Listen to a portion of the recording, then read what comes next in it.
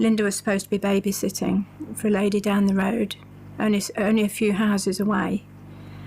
We came home and she hadn't come home.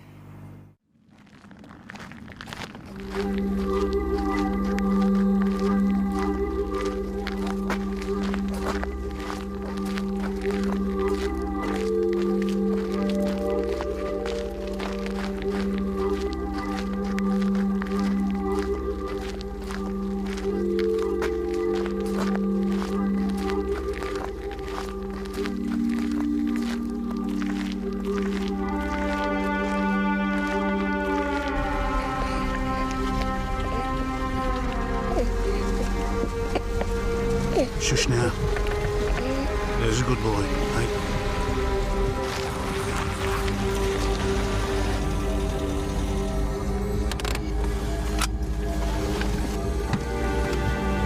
Excuse me, love. I'm looking for Jackson's Lane. I turned off the main road and came down here. But now I'm lost. You're way off. It's down the other side of the high street. What are you doing?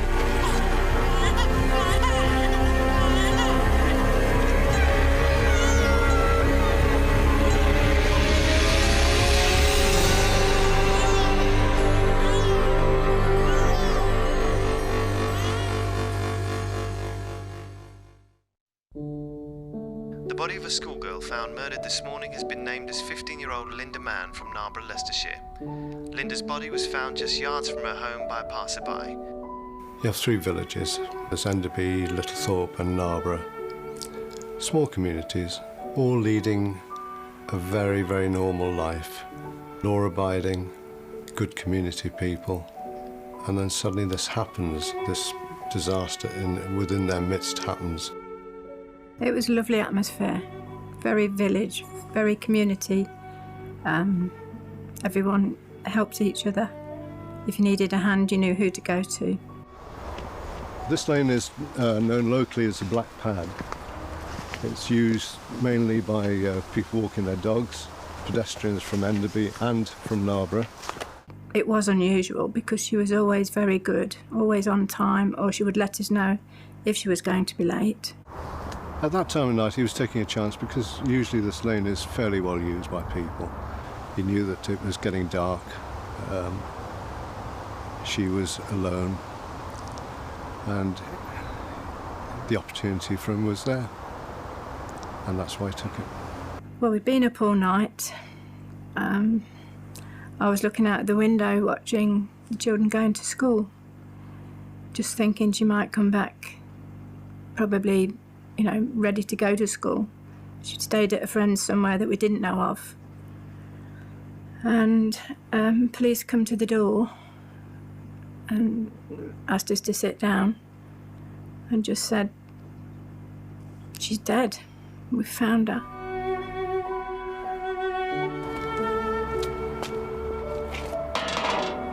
I think people believed that it was somebody local because of the location that Lynda Mann was found in.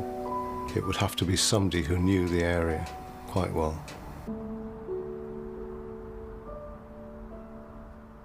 It's 15 days after the rape and murder of Lynda Mann, and people in the village of Narborough are living in fear.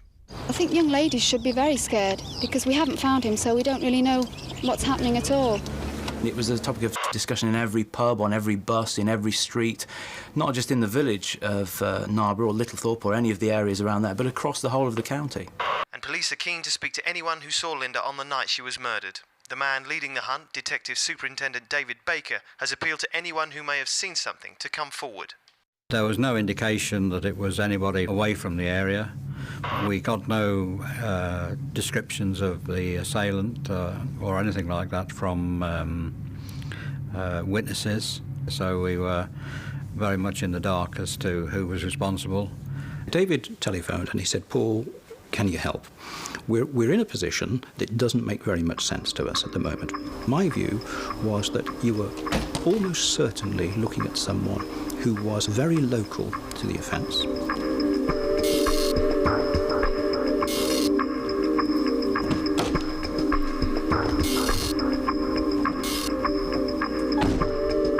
this is a person who would be living in a stable relationship, but he's a man who is certainly going to be driven by a sexual fantasy cycle. Pitchfork had a conviction for indecent exposure as a child, but it was when he was living out of the catchment area, when he was living in the city, which was totally away from areas where we were looking at. But of course, unbeknown to us, he was contemplating buying a house in Littlethorpe at that time. Colin Pitchfork was well known in the local community.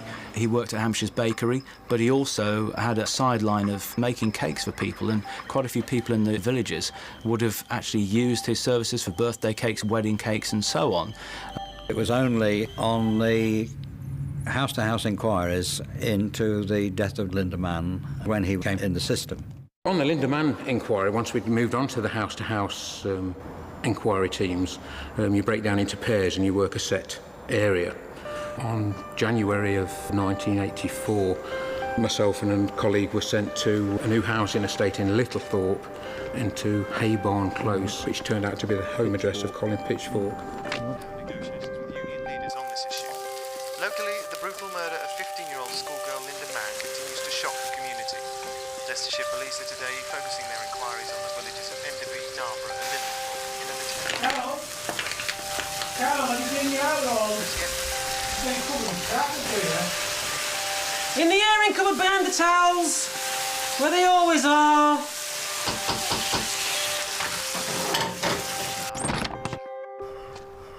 Ah, hello, madam. Sorry to bother you.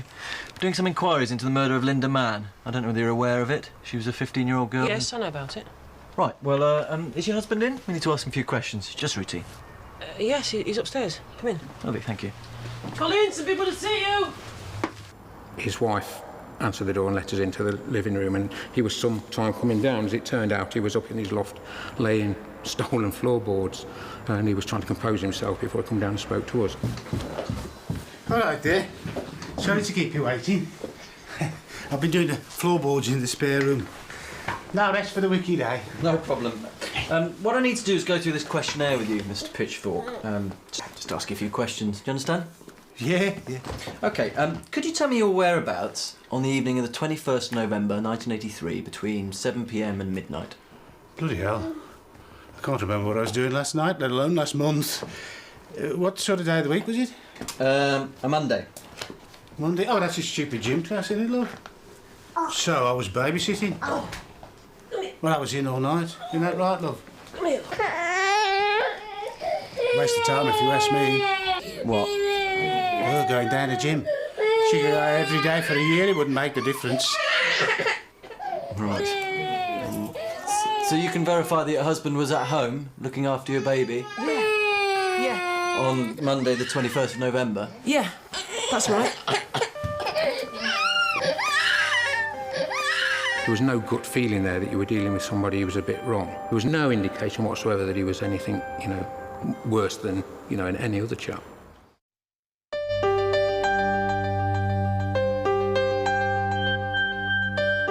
Gradually it grinded to a halt, but we continued to monitor, everything that went on.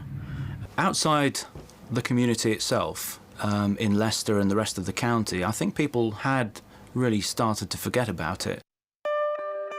Police this morning are stepping up their search for missing schoolgirl 15-year-old Dawn Ashworth, who went missing 2 days ago in the Leicestershire village of Enderby. Earlier, police said they were extremely concerned for the safety of Dawn and are appealing for any information that may lead to her safe return. Here was a girl of the same age as Lynda Mann, a girl on her own, going from A to B, and disappears. So consequently, we did treat it with a great deal of priority. Dawn had been to see some friends in Narborough.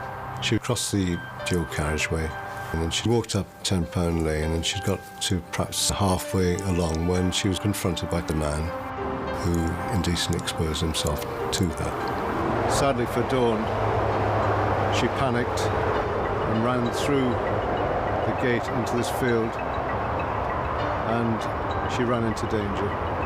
He followed her into the field, spoke to her, told her all about himself, raped her, decided then he'd given too much information away, strangled her. and then dumped the body in some undergrowth. The body discovered this morning by police in Enderby has been identified as that of missing schoolgirl Dawn Ashworth. 15-year-old Dawn went missing 2 days ago after failing to return from a friend's house. Some are already linking her murder with that of Lynda Mann 4 years ago.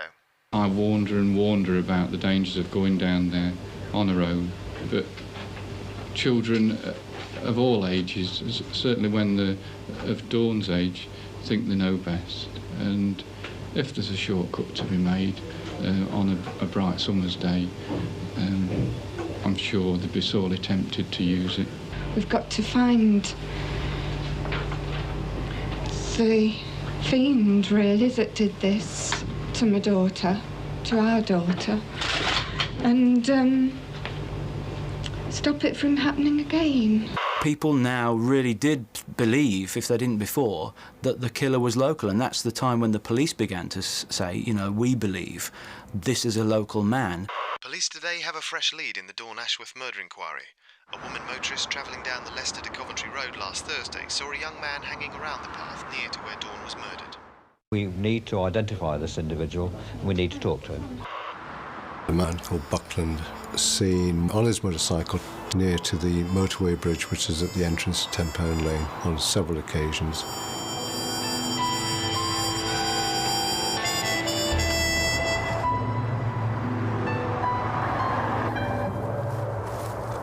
Buckland was seen wandering around the area. What are you doing? Looking for a girl? Buckland was going around telling people that the police were looking in the wrong area.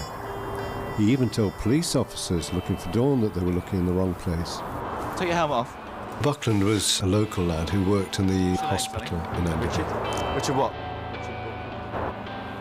Stay there, Richard. There was something not right, something very strange.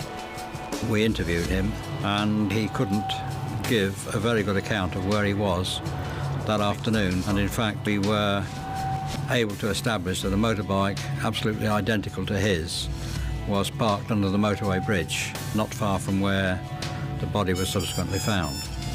We weren't satisfied with his explanations, and a decision was taken to arrest him.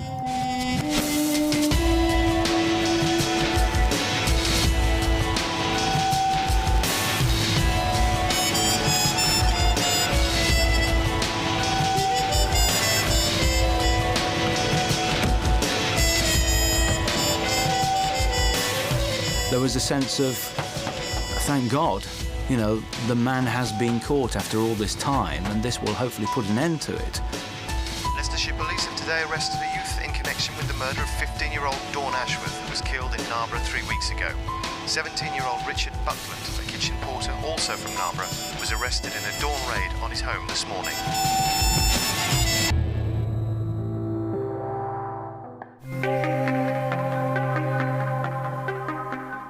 Richard Buckland, the 17-year-old youth arrested in connection with the murder of 15-year-old schoolgirl Dawn Ashworth, has today been charged with her murder. Police said Buckland had been identified by a number of witnesses close to the location where Dawn's body had been discovered, hidden in undergrowth in the village of Enderby. As a result of being interviewed, he made certain admissions, and there came a time during those interviews where we had got to act on what he said, and we charged him with the murder of Dawn Ashworth. We then interviewed him regarding Lynda Mann, but he totally denied any implication in it, and there was nothing whatsoever which we could attribute any responsibility whatsoever. Both cases were virtually identical. The location of the bodies, the way they were killed, we knew it was the same man. But he refused, point blank, to admit to Lynda Mann, which we knew was connected. And that is how the DNA first came in. I'd heard about Alec Jeffrey's work. I think I'd read about it in the local paper, and so we contacted Dr. Jeffrey and asked him if he would do a DNA test for us. They had a prime suspect who confessed to one but not the other of the murders, and they were then stuck. They really wanted some independent line of evidence that would establish that this person was indeed guilty, not just of the one murder, but of both murders. We understood that he would be able, with the testing, to bring it down to one individual as opposed to a percentage of the population. my initial reaction was, well, yes, we'll try, but don't hold out too much hope. Nobody's ever attempted this sort of analysis on relatively old, real forensic casework. We had no knowledge whatsoever of DNA prior to that. We didn't know what it can do and what it can prove and what it can't prove.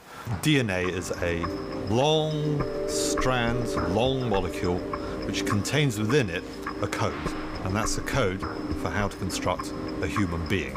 Because all human beings aren't identical, then obviously their DNA cannot be identical amongst all people. If it were, we'd all be clones of each other. DNA fingerprinting looks at these spectacularly variable bits of DNA, which reveal the maximum information in one easy test about how people vary from one person to another. So we went into the analysis very sceptical. We did the extracting the DNA from all these samples. We went through the DNA profiling procedure, and the result that came through was extraordinary. When the results came back, it was quite surprising, really, because, I mean, he eliminated Buckland from the murder of Dawn Ashworth, and we were forced to release him. But he also confirmed for us that one man was responsible for the two murders. This is DNA taken post-mortem from the first victim, 2 bands, that's her DNA profile. The next track is the key forensic evidence. That was a semen sample recovered, together with some cellular material from the victim. And what you can see is in there, as expected, there's the victim's DNA profile, and in addition there are 2 bands up here which are the DNA profile from the semen. So we've now got DNA profile of the assailant.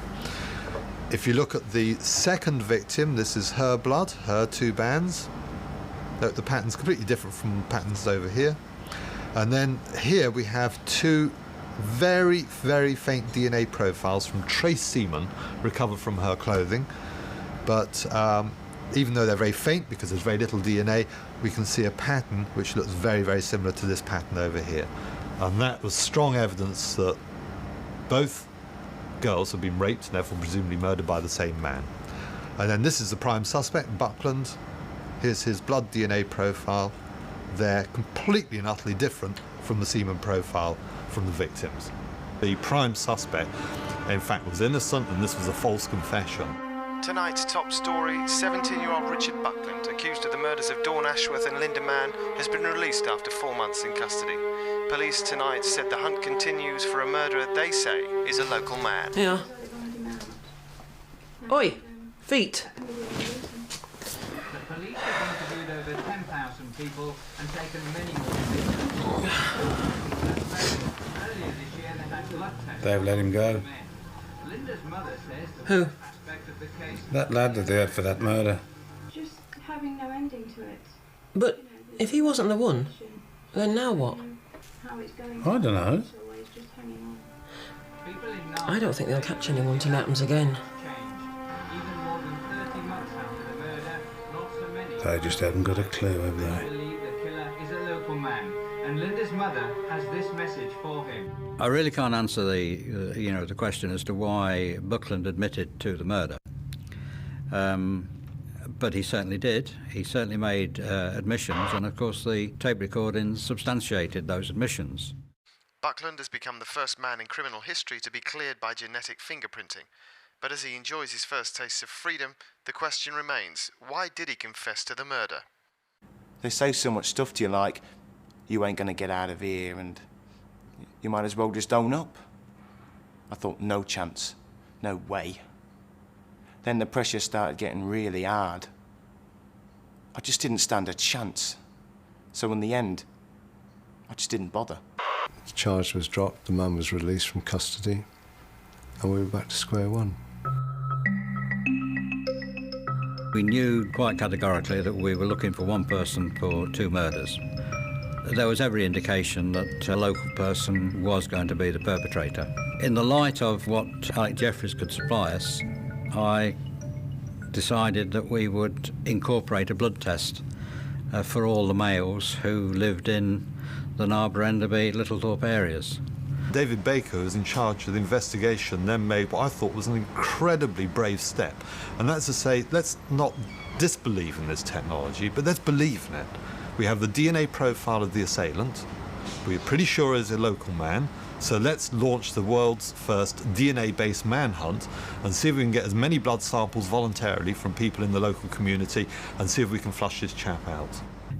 It looked as though that if we pursued conventional means that we'd pursued to that time, there was no guarantee that we were going to get a result. So, you know, what we needed was this new technology to work for us and see if we could get one individual with the same blood type and DNA match, which is what we set out to do. Detectives hunting a double sex killer want to use a revolutionary blood test on over 6,000 men. Police believe the killer of schoolgirls Lynda Mann and Dawn Ashworth can be trapped using a genetic fingerprinting test developed at Leicester University. It is voluntary, and we are, you know, appealing to the people to come forward. It is purely for elimination purposes that we are taking these tests. The plan is to test all men aged between 18 and 34 who live locally. Their blood and DNA will then be tested to see if it matches the profile of the murderer. Police say they are sure the killer is a local man, so by a process of elimination, the killer will be caught. I think most people felt uneasy, perhaps, at what was going to happen, but at the back of some people's minds, I can imagine they must have thought, well, this has never been done before. How do we know they're not going to make a mistake? It was all fairly new, and it hadn't been sort of like it is now on the television. Everybody knows how it works, but it was so new that it hadn't really been explained. But they said, as you say, it's like a fingerprinting. We believed in it. Even though we didn't know much about it, we believed that this was going to work. The world's first DNA manhunt is underway. Thousands of men from the villages of Narborough, Littlethorpe and Enderby have this week been attending voluntary blood tests in an attempt to catch the killer of 2 Leicestershire schoolgirls.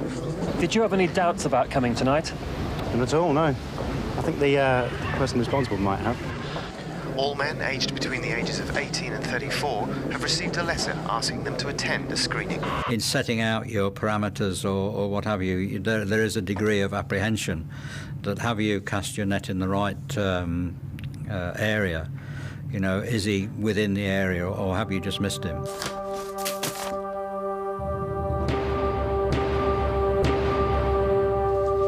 But why not? It's a flashing. Don't you know? Are you totally bloody stupid? The police are going to take one look at my record and give me all sorts of trouble. But that was years ago. It won't be a problem. And anyway... You don't know them. They're looking for somebody. Anybody. Well then, give them the blood. It's not you they're looking for, is it? No! But in the meantime, they'll give me all sorts of bloody hell. People talked about the process being, you know, fairly simple. It wasn't a big thing. It wasn't a big issue. I think most people perhaps felt a relief once they'd been and had it done, and then people were returning home and awaiting the results. Who was the killer? It was, you know, perhaps almost like an announcement was going to be made any time. Once everybody had been tested, there would be no doubt who the murderer was. But all the time we were doing the blood test, we were worried he would strike again. And we didn't want to have a third victim on our hands. What I knew is there's a cyclical element in it, that his urge has built and risen so that Lynda Mann is killed. It then becomes quiescent, it becomes quiet for a while, and then gradually the appetite builds again and again. And you then know that it's going on to the third victim after a suitable period of rest.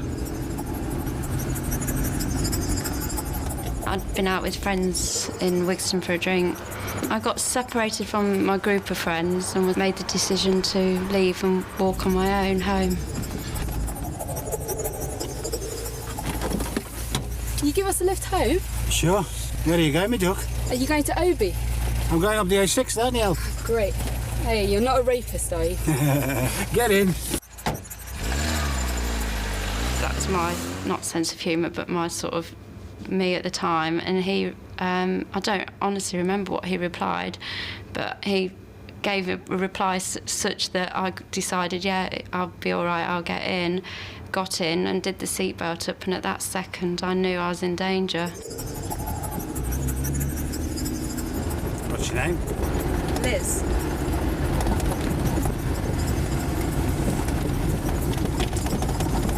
Where do you live? What? Well, you said Enderby was on the way to where you were going. I looked up at him and saw his dead stare and just realised I'd made a big mistake getting in the car. That's the turning there. It was only as he passed the road of my house that I realised that my worst fears were coming true, that he wasn't going to let me out the car. Go back! I want to get out! There came a point when I decided I'd had enough and that I just was going to get out no matter what, and that's when I steered the car off the road. There, turn in! What the bloody hell are you doing, my crash? I thought this is what you wanted. All I want is to go home.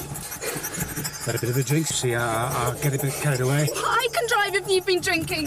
The psychologist said that because he was a controlist and he was he was taking control of me in the situation, because I broke his control. It spoilt it for him. I've not hurt you. Just let me out! Give us a kiss, then. Just let me out! I totally believe that what I did probably saved my life. I never did contact the police. I felt rather not stupid, just that I'd made a mistake, something that I wanted to forget about, really. I didn't tell anyone. I bet you never accept a lift again.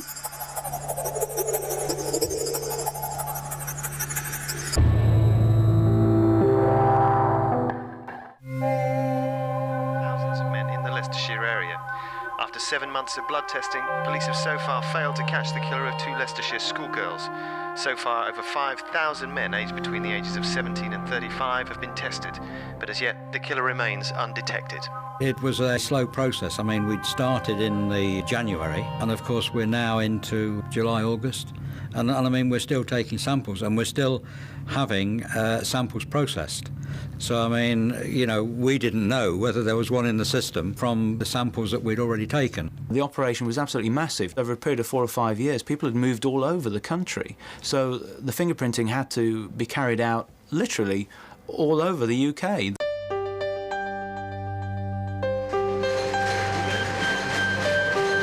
People were returning, having had their own tests done, telling their own families about the process and so on. And obviously the topic of discussion when they went to have their test was always the murders. I don't fancy it myself. That's fine, it's fine. It's got to be done, though, isn't it? I don't know. No, rubbish. I got a letter about one of those tests. So when you're going in then? I'm not me. Them coppers stitch you up as soon as look at you. You're not scared of a little prick, are you, Colin?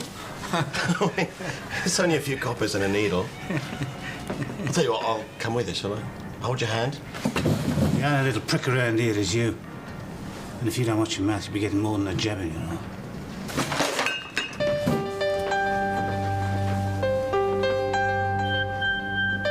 He knows that he really has only got a few choices. Either he comes forward and his sample is taken and he's immediately identified as being the offender, or he says, no, thank you, I won't come forward, in which case he makes himself stand out as one of the very small number of people who haven't offered their sample, and so he picks himself out for investigation. And that leaves just 2 alternatives. One is that he flees, and that again attracts attention, and the other one, the one that I thought is the most likely, is that this is a man who will have someone substitute for himself in giving a sample. He was just a work colleague. He worked at the same place as me, and that was it. I didn't know him particularly, no. Just knew him at work. We realised from the outset that there was a great chance that someone would try and beat the system.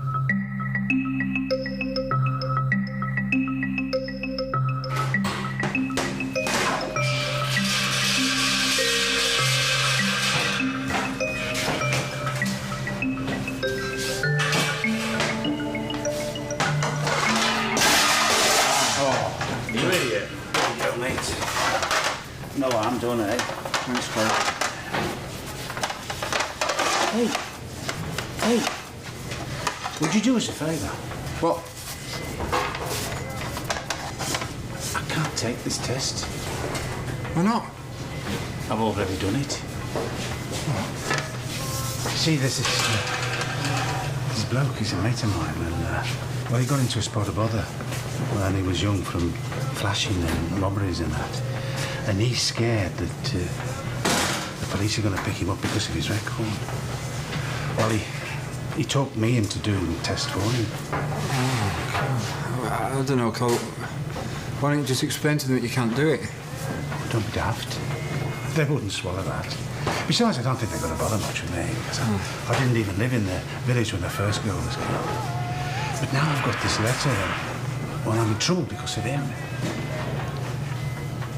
You wouldn't do it for me, would you? No. I don't know, Cole. I couldn't do that. I mean, I can understand the trouble you're in and that, but, you know, I just can't. It's got nothing to do with me. You know, I'd like to help you out and all, but I can't do it. Why don't you ask someone else? Who is he not going to choose? Well, he's not going to choose someone who's going to be unduly critical. He's not going to choose someone who's going to be unduly questioning. He's going to choose someone who thinks that they are going to be helping a friend, getting one over on something, who is sufficiently bright and intelligent to carry it off, but not so questioning as to say there's something not quite right here. It went on for about 6 weeks, like. He kept pestering, but I didn't know he'd asked anybody else. So, and the reason he gave me was he'd done it for somebody else. And he'd got 2 kids and his wife. And that was the general reason. But I kept saying, no.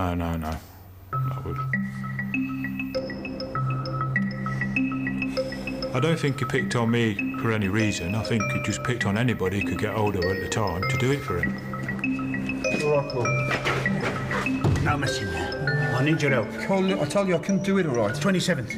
I've got to give blood on the 27th. Now, why won't you do it?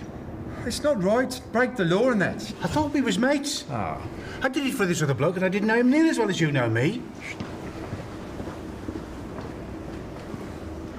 I might get nicked if they find out that I've given blood twice. Look, I can't do it, all right? I've got kids. You ain't got kids, have you? Have you? No. Right. Well, now you can help me out. What do you say? Yeah, OK. If you get off in the back. Good lad. Right. Now meet me after work and we'll go to the photo booth at the station. Why? Don't ask questions. We've got to get this right. I was worried that what I was doing was wrong, but I thought I was doing it. I felt sorry for him, and that's the only reason I did it. I felt sorry for his kids, that was why I was doing it, but I didn't got any clue that he had anything involved in it or anything. Every suspect who came in to be blooded had to have their passport with them. If they didn't have their passport with them, a photograph was taken with the name and address put on the back, and it was verified later with one of the neighbours. But it wasn't anticipated that he could get away with that. We felt that we'd covered it. We went to a photo booth because we had to get a photo for the passport. I'd been ill. I weren't very well.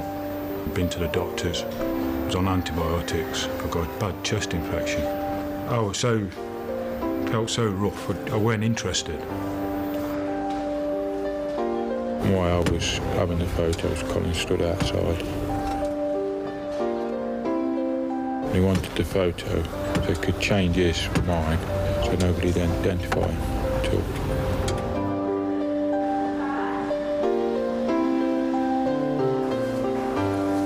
How long does it take? 2 or 3 minutes. Are they all right? Yeah, they're all right then. Come on, give it to me. Come on. Bearing in mind that he was a master baker, very adept at icing specialty cakes. So therefore he got this nimbleness within his fingers. And the way he did it was he steam ironed the plastic coating off, very carefully manipulated off his photograph, put the other photograph on and reversed the system and ironed it back on. And it's only if you look very, very carefully that you can see the alteration. He said, just remember what my name is and how old he was. I said, fair enough. So we got in the car. He dropped me about, well, I'd say about 20 yards from the door in this school. I walked in, more or less straight away.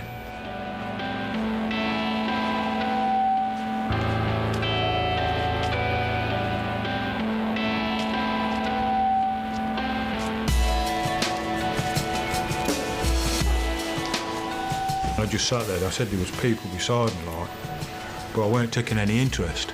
Because all I felt like doing was just go to there, get it done, come out.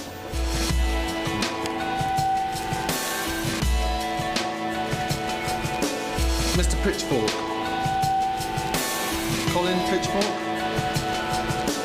Colin Pitchfork. Mr. Pitchfork, please. Colin Pitchfork. Oh yeah, that's me.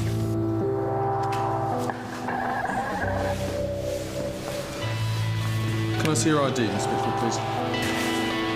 Thank you.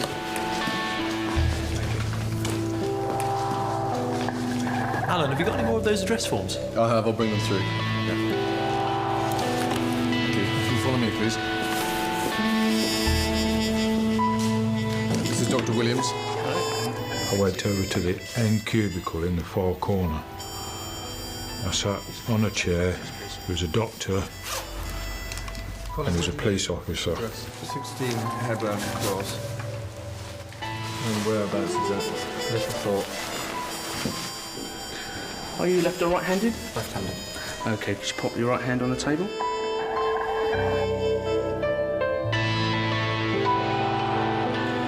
OK, can I ask you just to pump your right hand? That's great.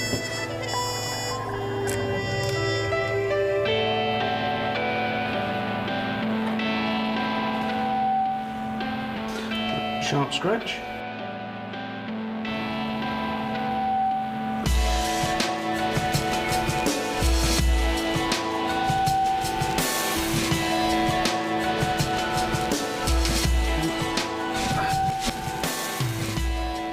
They took some blood and said that was it, and I just walked out.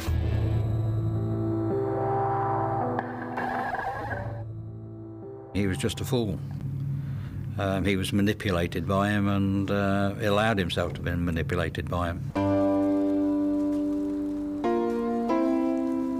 And with the number of blood tests taken by the police reaching the 6,000 mark, some are questioning whether this complex process will ever lead to the apprehension of the killer. Local MP Nigel believes that the police are doing everything... Hi, love. How'd it go? I thought they just pricked your thumb. Nah, they used a needle and they stick it in your arm. And I didn't like the attitude of them coppers. Treated me like a criminal, they did. Still, all over now. Now, what on for tea? Fish fingers or hamburgers? Sweet corn or baked beans? I didn't go into work for about half a week after. Well, he'd been into work and he told everybody he'd done it. Now, if I'd have gone into work and he'd gone round telling everybody that he took a blood test, I'd have gone up to him and said, "Wait, hold on a minute. Why are you going around telling everybody you took it when I took it for you?" And then probably everything would have come out. It was very sad when, having gone through this huge exercise and done all this blood group typing and all this DNA typing, at the end of the day, they had nobody. It was frustrating because we knew he was in the system. We knew he was there, somewhere he was there. This was the first criminal investigation that DNA had ever been used in, and I had a concern that, the public's perception of DNA was, here's a flash technology that's useless. And what we were conscious of was that if somebody else took a sample for someone, then somebody else was in the know, and that information may come to us. Now, the risk is it's the time scale. We know this man is a serial killer, and the great tension is which comes first. Is it the person who can no longer retain the confidence, or is it the urge that will lead to the third victim?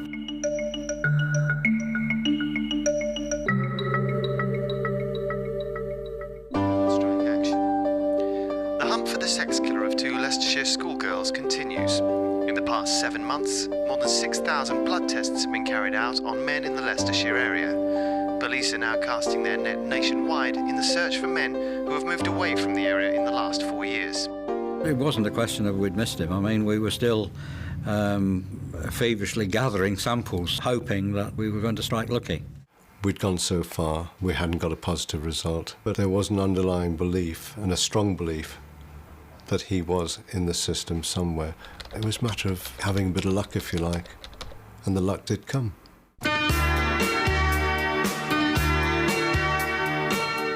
I'm sitting in this pub with other work colleagues. The conversation come round to Colin Pitchfork for some unknown reason. Either she didn't like him or something. Poor wife. I mean, if it was me, I'd kill him. Dirty bugger. He can't keep his hands off women. That's what his problem is. It always has been. I tell you, that Pitchfork is a wrong un. My friend said something and he said, well, he asked me to take a blood test. And I turned around and said... Yeah, I took that test for him. What test? The murder inquiry, that one. Yeah. For about 2 or 3 seconds, the conversation went quiet. Does anyone want another drink? Yeah, same again, yeah, please. Go on then. So where did you used to work then? I just said it and that was the end of it. I mean, if somebody had turned around and said, well, do you realise what you've said? Then I probably would have... Well, what do you mean? Well, then I probably would have realised, like... Eventually, this person is going to need to tell somebody. He's going to want his share of, hey, look at what I've done, you know, I'm all right, aren't I? He's going to need the reinforcement, a little bit of buzz, and someone's going to hear that and send it back to the police. A young woman who was in the party, listened to what was said, was aware of the implications in it, and of course she is the catalyst of telling us. All I know is she just kept worrying about it and worrying about it. All right, check it off. Colin? To the point where she got that worried that she had to go and say something to somebody. Hello, is that the police? It's about their murders. I don't want to bother you.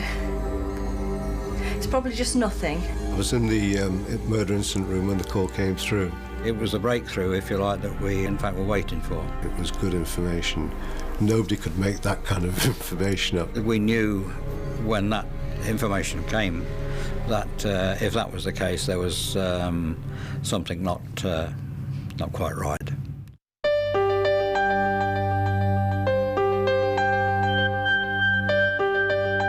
We knew then we were on a certainty. It was definitely Pitchfork. We waited for about 3 or 4 hours for him. That was the most agonising long wait of my life.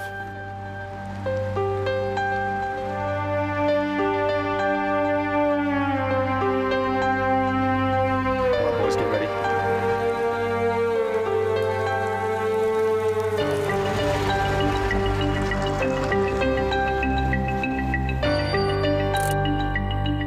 Just to look at him and think, this man has killed 2 people. And here he is, arriving at his home with his wife, unaffected by what's been going on.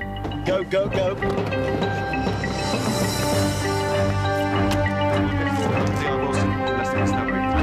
Colin? Colin, what's going on? Colin? What's going on? I knew, even before he'd even opened his mouth, he'd done it.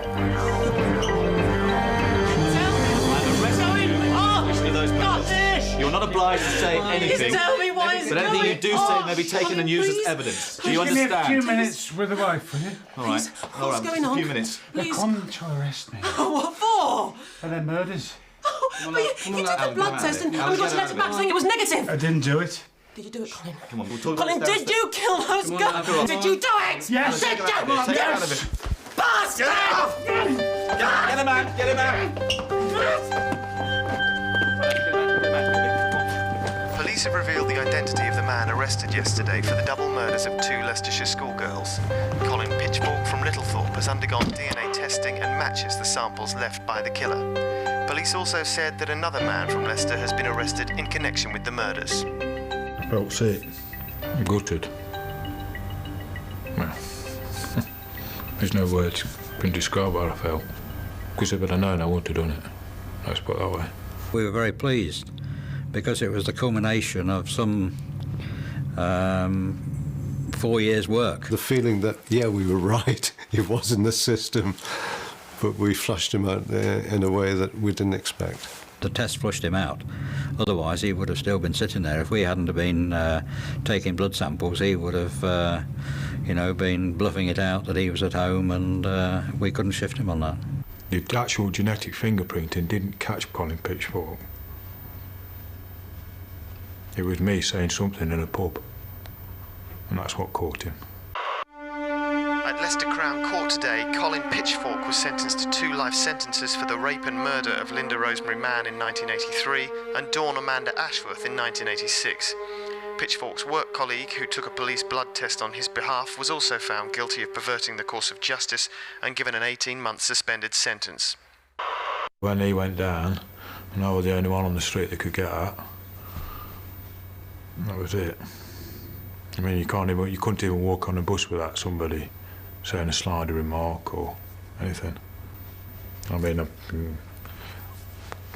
once nearly got stabbed, because a lot of people think I was there when he actually killed him. Well, I wasn't like. Didn't even know him. What can I say to him? I mean, he's ruined my life, so that's the end of that. Had we not been able to identify him and arrest him, he would have continued with this course of conduct and was well on the way to becoming a serial killer. He showed no feelings whatsoever. He seemed to be able to justify everything that he'd done without any feeling. For a man to be able to do what he did, and when he was asked why, he just said because she was there. I mean, what kind of man is that?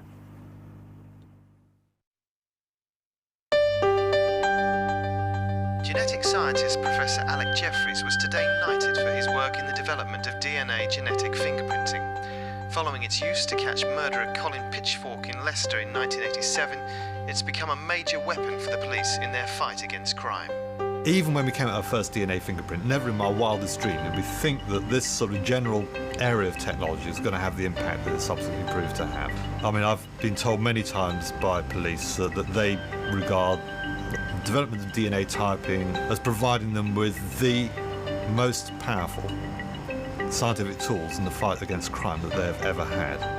It's nice to know that you were part and parcel of the beginning of the DNA testing, because it's proved invaluable in all sorts of inquiries.